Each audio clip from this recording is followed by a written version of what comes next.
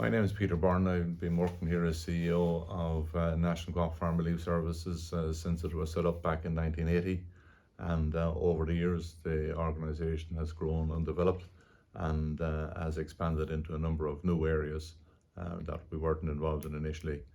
We were set up in 1980 to provide relief milking services and labour to farmers.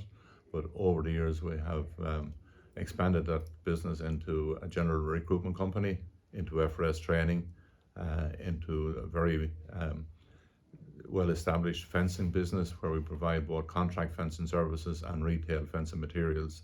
And the most recent development has been the establishment of Herdwatch, which is a farm management app for farmers. Roscrea as a centre is extremely central for the whole country for travelling.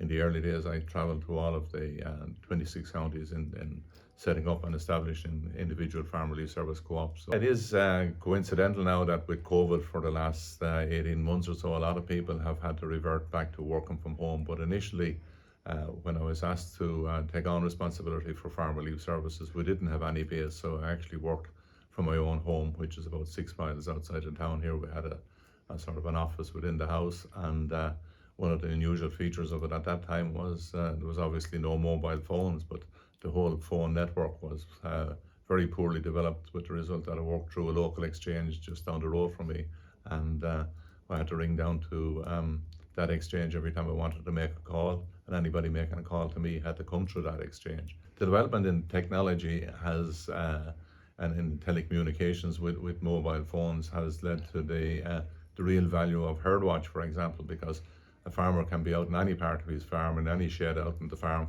and he can enter up data there, and then even if he doesn't have good internet, he can still enter the data, and as soon as he goes back into better Wi-Fi, he'll be able to upload it onto his system. So it's an invaluable, it's a most unusual. Also, with modern technology, the farmer can scan, medicines, sprays, anything else. He doesn't have to write down any details. He just takes a photograph of it, scans it into his phone, and he has all the records there. I remember when we started off first, if a farmer wanted the farm relief services, he rang the farm relief service office.